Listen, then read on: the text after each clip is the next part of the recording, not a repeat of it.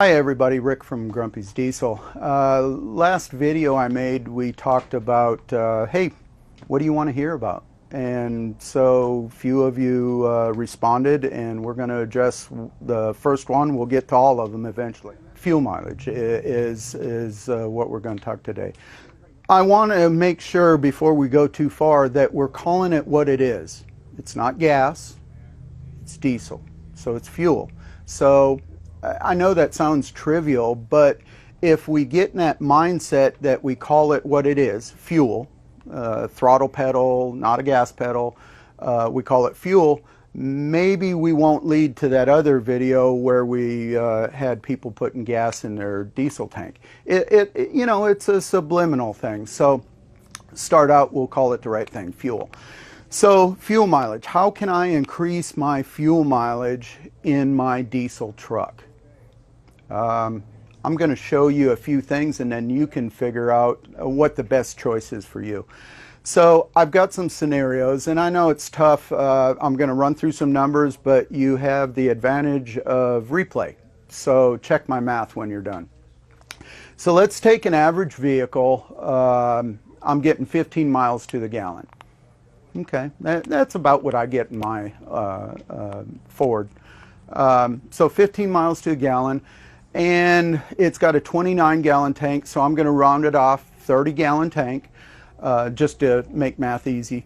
So that gives me a range about 450 miles start to finish. Now, we're not going to run it completely dry, but this is for math only. So I decide I want a programmer. Typical programmer, we sell these under 400 bucks, 385 bucks, I think.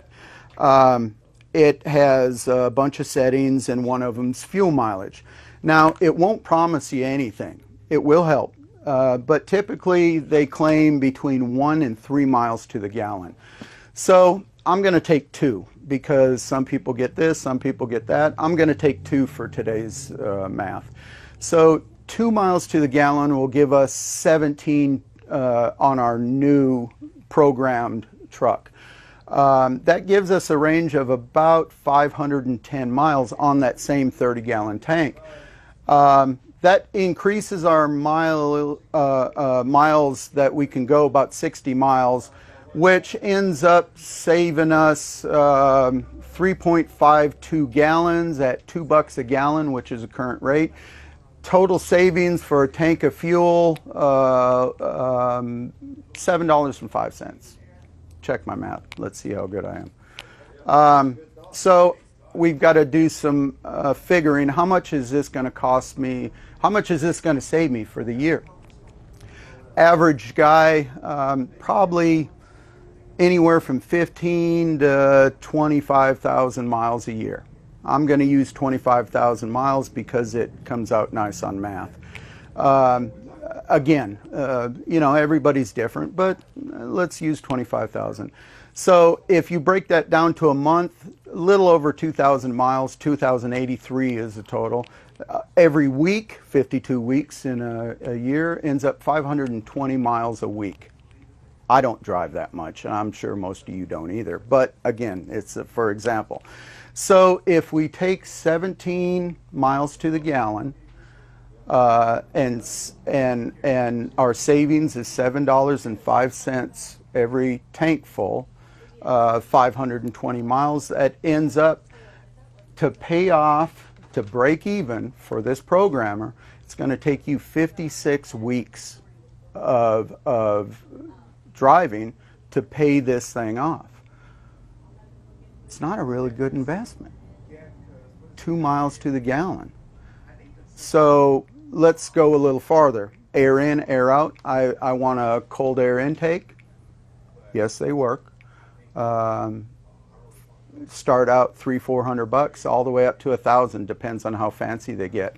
Do the math on that and figure out how long it takes.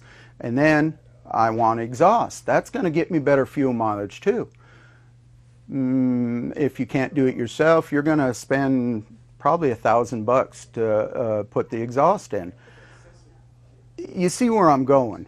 That the money invested doesn't pay you back everything here, probably 5 years.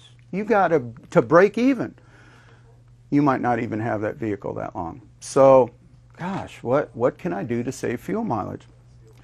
It's simple. It's really the simplest thing you can do. Slow down on the highway. I know that sucks. Man, when I go to North Carolina, I want to get there. I don't care. I'm going to go 75 miles an hour, and I'm not going to get the fuel mileage, and I'm going to pay for it. It's just the way it is. But if I don't have to be there, if I don't mind driving, slow down 5 miles 5 miles slower. That'll get you your 2 miles to the gallon, and it doesn't cost you anything.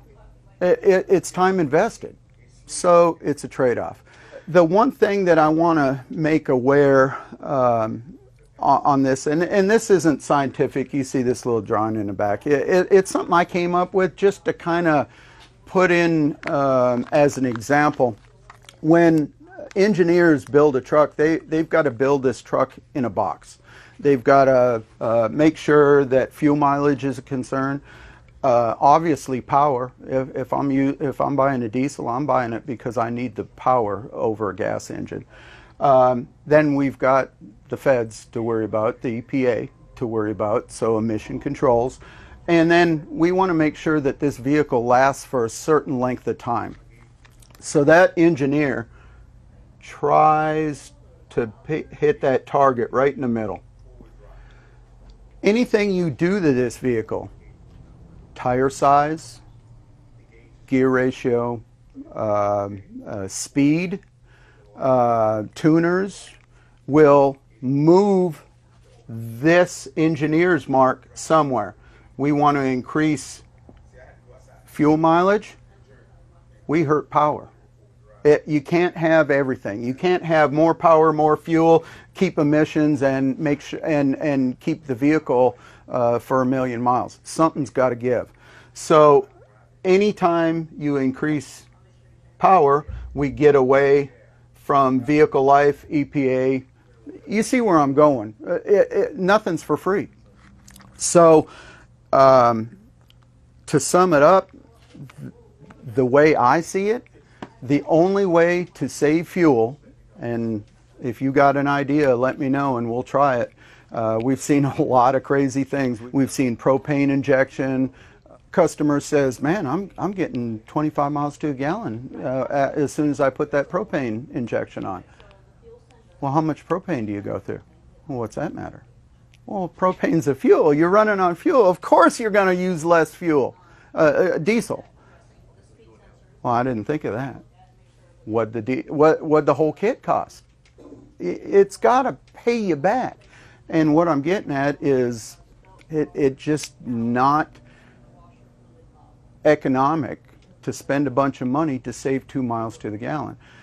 The other thing I wanted to hit before we go is the truth and how to figure out fuel mileage. We've got those on-board trip computers that calculate instant fuel mileage, average fuel mileage. Be careful for those. If you're not resetting them when you fill your fuel tank, it averages from this one to this one to this one, and pretty soon it gets a little bit skewed. I know that sounds kind of weird. It should average it better, but it doesn't. Reset those things, and you can play with them. Go down the highway, reset it, and let off the throttle. You get 90 miles to the gallon because your foot's off the throttle, you're coasting downhill, you're not using any throttle input. So you can kind of see how those things calculate when speed's higher, all these different factors comes into how it calculates. The other thing is if you are running a programmer, that information is skewed. Every time you change something, the onboard computer system tries to compensate for it, and you're basically giving it false information. So don't rely on that trip computer to figure out your fuel mileage. Do it the old-fashioned way. Keep your receipt, divide the gallons used by the mileage, and calculate it out over 3 tankfuls. and then average it. That's your true fuel mileage. The other thing, way back when, I took a psychology course, and I had a professor. He showed us this study. The number one thing at that time, I don't know if it's true now or not, but at that time, number one thing they found that people lied about, fuel mileage, better or worse. I always remembered that, and then when I went into business, it's like, yeah, people lie about that. Guy comes in and he says, something's wrong with my truck. Why do you think that? It's check engine light on? Nope. Does it run rough? Nope. Why do you think something's wrong with it? I'm only getting 15 miles to a gallon. Well, that's about right. Nope, nope, can't be. My neighbor's getting 27 miles to the gallon. He's got the identical same truck. 27 miles to the gallon, and he's got the same truck as you do? Yeah. I think he's lying to you. And remember that study I just told you about.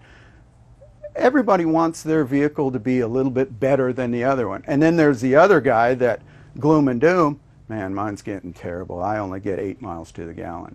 Well, maybe he is. Maybe he drives it real aggressive, or maybe he's just exaggerating a little bit. So keep that in the back of your mind when you're comparing your neighbor's vehicle to yours. It might not be the identical vehicle, too. '03 Ford put a 6.0 engine in it and a 7.3 engine in it. We've had that happen. Something's wrong with my vehicle. It sounds different than my neighbor's. Yeah, you've got a different engine in there. So don't compare them because they look alike, because a lot of these vehicles, they look the same from year to year to year, and they're different. Different gear ratios, different tire sizes, different transmission configurations. Just be careful what you assume that your vehicle is getting or not getting. If you've got more questions on fuel mileage, man, you can stop by anytime. If you're not close by, shoot me an email. We'll talk. We do it all the time. Next subject, I think we're going to go to fuel additives, and we'll catch you next go around. Thanks a lot for listening.